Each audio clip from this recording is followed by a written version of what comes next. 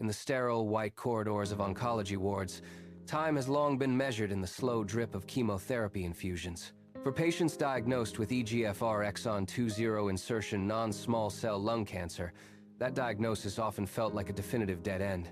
This was the deep-water research zone of medicine. For years, global pharmaceutical giants watched their most promising candidates fail. The challenge was structural. This mutation is a master of disguise, mimicking healthy cells so closely that targeting it without harming the patient seemed nearly impossible. Every failed trial added to the silence in the ward, leaving doctors with few options and patients with even less hope. The medical community watched and waited, but for a long time, the deep water remained still and impenetrable. But the tide was about to turn. On the 30th of May 2026, the atmosphere at the ASCO annual meeting underwent a palpable shift. Thousands of experts gathered, sensing that the long silence was about to be broken.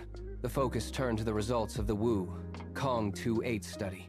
This wasn't just another small-scale test. It was a massive, global Phase 3 clinical trial designed to challenge the very foundations of the current standard of care. This study represented years of laboratory ambition finally meeting the ultimate test of human clinical reality. As the lights dimmed in the grand hall, the world prepared to see if the deep water had finally been crossed. John V. Haymock from the MD Anderson Cancer Center stepped to the podium. The room fell silent as he prepared to deliver news that would rewrite medical textbooks. For the first time in history, a once-daily oral pill named Sunvozertinib had done the unthinkable. It hadn't just matched the traditional platinum-based chemotherapy standard, it had significantly outperformed it. "The data is clear," he told the hushed audience. As the slides flashed on the screen, the significance hit home. A pill, taken simply at home, was beating the grueling, systemic intravenous treatments that had dominated the field for decades. This was the breakthrough the deep water had been hiding. The era of Sunvozertinib had officially begun, and the silence was replaced by a roar of realization. The data, published simultaneously in the prestigious New England Journal of Medicine, was undeniable. For patients taking the oral medication, the median progression-free survival reached 10.3 months. Compare that to the mere 7.5 months for those undergoing traditional chemotherapy. But the most striking figure was the objective response rate. It climbed to 68.1%. That is nearly double the success rate of chemical treatment. These aren't just numbers on a page.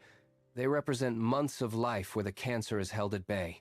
It means more birthdays, more mornings, and more stability. The statistics prove that the complex structure of the exon 20 mutation had finally met its match. The precision of the pill was triumphing over the blunt force of the drip. With the NDA now under priority review, we are bracing for a paradigm shift. This is the dawn of a chemo-free era. No more recurring hospital visits for intravenous drips or grueling toxicity. Just a single pill at home.